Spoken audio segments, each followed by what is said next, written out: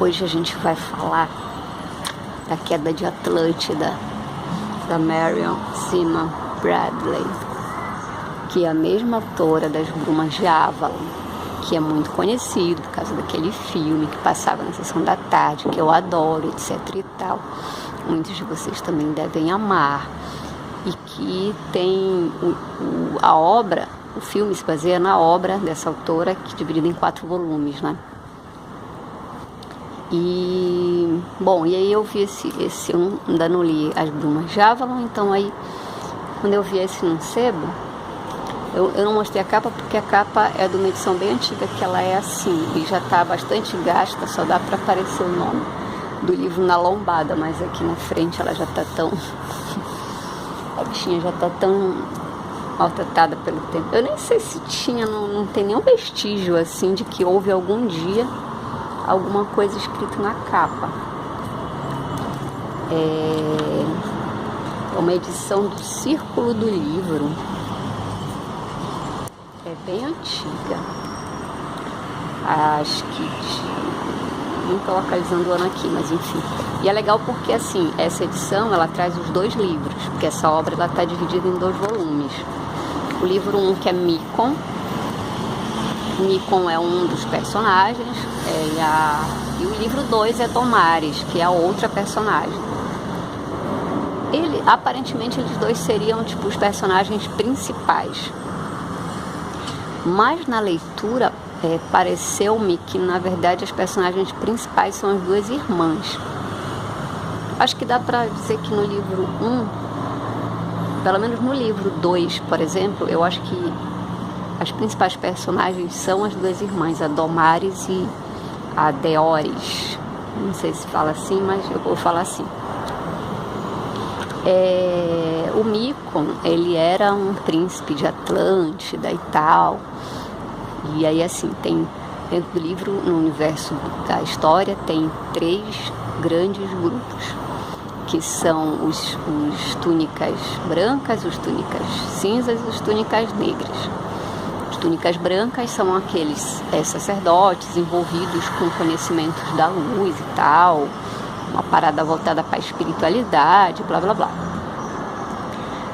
E os túnicas cinzas é uma galera voltada, tem um trabalho mais voltado para a cura, para as coisas mais, vamos dizer, da natureza, da terra, né? Ligados mais à terra.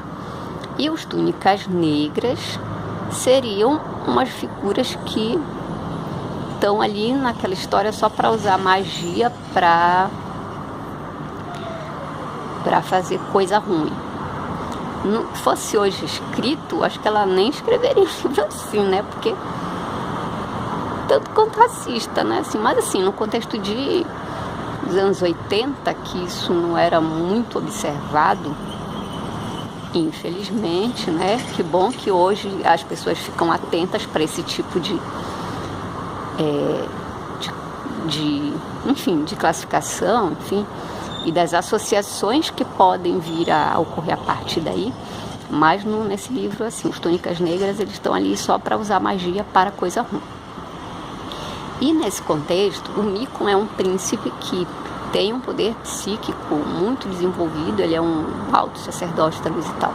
E ele é capturado por túnicas negras, infiltrados nos túnicas cinzas, e como ele não cede a fazer uso do seu potencial mágico para coisas ruins, ele é torturado violentamente, assim, e inclusive ele fica cego por causa dessas torturas, mutilam as mãos dele, e aí ele foge para esse lugar, que eu não lembro agora o nome, nem sei se menciona, eu acho que na verdade nem menciona, assim, várias críticas a esse livro, né? E de fato, quando eu fui ler, todas elas me pareceram pertinentes, porque foi o primeiro livro da autora, e dizem assim que não é um livro redondinho, não é uma série assim redondinha, como é, por exemplo, As Brumas de Avalon, que é da mesma autora. E então assim, ele é um livro cheio de lacunas, assim, algumas coisas ficam meio mal explicadas, e é assim que ele é. Então, por exemplo, Aí esse lugar, o nome do livro é Queda de Atlântida, mas assim, ele não se passa em Atlântida. Ele se passa nesse outro lugar, que seria uma espécie de, sei lá, de periferia. Tipo um reino periférico de Atlântida, algo mais ou menos assim. E então esse lugar recebe esse Micon, inicialmente sem saber de onde ele vinha. E aí tem dois sacerdotes importantes aqui, que é o Rajasta e o Riveda. O Rajasta era da galera do túnica branca e era orientador da Domares. E o Riveda era vamos dizer, uma autoridade sacerdotícia. Ele era o cara que mandava nos túnicas cinza, lá desse lugar. Então, quando o Rajasta recebe o Micon diz assim, eu quero estudar aí contigo, quero que tu me inicies. Só que ele saca que, na verdade, ele já era o iniciado, né? E aí ele fica, o que esse cara quer fazer aqui? Até que eles descobrem que ele é um príncipe que veio de Atlântida, que tá correndo para ali, porque ele e o irmão menor do que ele tinham sido sequestrados e torturados, e não se sabe o paradeiro do irmão, inclusive. Nessa história, ele chega lá nesse lugar e aí ele conhece a Domares, que é a orientada, vamos dizer assim, a acólita, eles chamam essa expressão, a acólita desse sacerdote Rajasta. Ela é uma espécie de aprendiz dele, né? Que ela é também uma iniciada da luz, mas ainda, vamos dizer, início de carreira e tal. E aí ele se apaixona por ela se apaixona por ele, eles têm um louco amor e blá blá blá. O amor deles é um negócio meio novelão. Aliás, é um tanto meio cansativo até. Mas, apesar desse novelão, dessa história aí deles e tal, e da coisa desse livro ter certas lacunas, vamos dizer assim, algumas pessoas falam que ele é mal escrito. Não vou dizer que ele é mal escrito, porque eu não tenho conhecimento técnico, vamos dizer, para dizer isso. Eu acho assim que é um livro que, de fato, em algumas partes ela deixa certas pontas, né? Certas coisas sem explicar. Porém, é uma obra que, na verdade, eu acho que não é nem a qualidade literária dele, mais que para mim importou, né? É uma leitura que para mim trouxe muito mais eu acho que o que vale mais desse livro são as questões filosóficas que ele envolve. Eu anotei aqui no meu caderninho, que agora eu tô assim de anotar as coisas no caderno. Por exemplo, ele traz certas noções filosóficas que já anunciam a ideia espiritualista e tal que a autora parecia ter. Eu até me deu a curiosidade de saber mais sobre a vida da autora, para entender de onde que ela trouxe essas referências, né? Ela é uma autora americana da década de 80, etc. Então, assim, vou depois pesquisar melhor, assim, mas ela traz muitas ideias que inclusive remetem a uma filosofia bastante antiga, ali do Antigo Egito, etc. e tal. Provavelmente ela tinha leitura desses filósofos, né, da antiguidade. Bom, vou dar exemplos aqui das noções que ao longo do livro, principalmente ao longo do livro número 1, que é o Micon. Micon é um personagem que traz a maioria dessas noções espiritualísticas e kármicas, né, que a autora parece querer passar.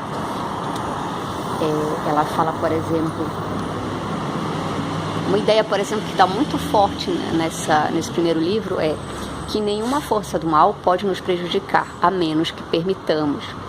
Aí ela faz na 24, aí logo adiante, na 40, ela fala também: o eu essencial permaneço intacto, porque nada pode me afetar, a menos que eu permita. Então, essa é uma ideia que em várias partes do livro ela vai estar chamando de novo. Que nada, enfim, É muita ideia das filosofias orientais, né? De que se eu tenho um autocontrole, se eu tenho o meu controle, o controle do meu eu, nada no entorno pode ser tão forte que venha a me abalar. E assim, os grandes yogis trazem essa ideia. Enfim, é bem essa noção de que o principal desafio do ser humano é o poder sobre si mesmo, né? Outra ideia que ela traz é assim, uma frase que ela coloca assim: as ações produzem, coloca não.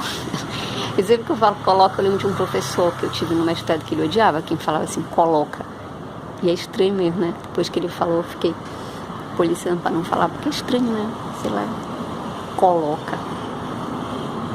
Ela cita, né, a seguinte frase: as ações produzem sua própria vingança.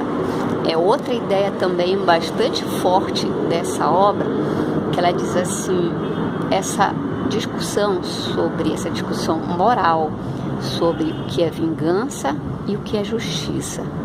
Então ela faz uma reflexão bastante interessante, porque o Micon, ao revelar que ele era um Micon, que tinha sido torturado e tal, quando o Riveda, que era o líder dos Túnicas Cinzas, toma conhecimento disso, ele passa a pressionar o Micon a dizer quem foi que torturou ele, porque ele queria saber para poder punir os caras, né? Só que ele o tempo inteiro se nega a informar. E aí o Riveda reage muito revoltado com isso, dizendo, mas você vai permitir que essas coisas continuem acontecendo? Então o Micon é um personagem que traz muito essa ideia de não, a justiça vai ser feita. Não depende que eu denuncie os caras para que eles sejam punidos. De qualquer forma, eles serão punidos de alguma forma. E aí fica essa brigalhada lá entre eles, porque o Riveda quer porque quer que ele diga, porque quer limpar a ordem dele e tal. Mas, na verdade, o principal disso tudo é que a autora quer nos dizer isso, né? Que não importa se você sofreu algum tipo de agressão, ou se você cometeu algum tipo de agressão ou de violência, enfim, a quem quer que seja, ainda que de início você saia ileso, você saia sem nenhum tipo de punição aparente, aquilo gera uma energia em volta de você que vai te trazer algum tipo de punição em algum momento, né? Que é também uma noção de várias doutrinas espiritualistas. O próprio espiritismo kardecista tem muito disso. O budismo fala muito disso com relação à questão do karma, de que não importa que você faça aquilo de bom ou de ruim que você faz, vai te trazer consequências, né? Associadas a cada energia que você gera. Outra que ela fala, a integridade, tudo ela põe na boca do Micon, né? A integridade é um luxo dispendioso demais. Que também é outra frase pra gente pensar, né? Bem, tem muitas outras que a gente já tá com 13 minutos de vídeo e o meu plano era começar a fazer vídeos mais curtos, mas é uma obra que vale muito a pena. Uma última coisa que eu queria falar é da relação entre as duas irmãs, a Deoris e a Domares, que vai ser a grande temática do livro 2, que no caso é o livro de Domares, em que elas vão principalmente discutir sobre a questão da maternidade. E aí eu achei bem legal, porque assim, esse tema é um tema que, para mim, pessoalmente, tem sido uma coisa de pensar muito, né, nos últimos anos, assim. Já faz um tempo que eu tomei a decisão de não procriar. E, assim, nada contra criança, como às vezes tem gente que é louca, né, que pensa que ela não gosta de criança, ela não gosta de quem não. Nada contra também quem quer ter filho, tudo bem. Mas, assim, são direitos, né, que a pessoa tem de escolher o que quer e o que não quer para sua vida, né? Então, assim, para minha vida, eu não vejo necessidade disso. Até o momento, né? Pode ser que eu mude de ideia? Pode Pode ser que eu mude, porque a gente muda de ideia muito. Mas assim, no livro, a história das duas irmãs é muito em torno disso. Quando a Domares engravida, a Deoris fica com muita raiva, porque ela diz assim, pra que isso? Porque no caso, a irmã, a Domares, que era mais velha, ela era uma sacerdotisa já, então ela não tinha obrigação nenhuma de procriar se ela não quisesse. Mas ela estava apaixonadinha, e não sei o que, pelo Micon. E o Micon parece que era um cara fantástico, realmente apaixonável. Então ela acaba querendo ter um filho dele, porque ele estava morrendo. É toda uma história de novelão lá. Tá. Mas aí elas ficam, as duas, em uma parte, por exemplo. Inclusive a Deoris acaba se especializando na arte de ser parteira. Apesar de não achar que isso seja uma coisa necessária, ela acaba ajudando muitas mulheres a parir, né? E numa parte, quando a irmã tá lá sofrendo e tal, para ter filho, não sei o quê, aí ela fala assim, um pedaço de carne que causa tanta dor. Enquanto já a irmã tem isso, um grande privilégio, etc e tal. A irmã é bem aquele discurso das lojas no Dia das Mães, assim, entendeu? Que ser mãe é um grande privilégio, etc. Que muitas mulheres acreditam também, né? Tudo bem. Já a Deoris questiona isso. Então é bem interessante isso aí. É um livro que vale a pena, eu acho, para mim, pelo menos, valeu a pena. Por essas mensagens, vamos dizer, filosóficas, por ter essa discussão que ela traz entre as irmãs. Mas tem muita gente, como eu falei, tem muita gente que aponta muito problema nele, né? Eu não ligo de ler livro que tenha problema, porque nem tudo é perfeito, né? Nada é perfeito nesse mundo e eu acho que valeu muito a pena. Aí eu quero ler agora As Brumas de Avalon, mas eu ainda não tenho. Parece que não estão mais editando, né? Tenho só o livro 3 que eu encontrei no sebo, mas eu encontrei ele bem ruinzinho, todo carcomido. Então eu tô atrás de uma edição que dê pra ler e não se desmanchar na minha mão. Se alguém, de repente, estiver em casa e quiser me vender ou me doar, tô aceitando também. Ou encontrar em algum sebo, quiser me dar dica, tá bom? Aí deixa aí nos comentários pra mim. Tá bem? Valeu, é isso aí. Beijo.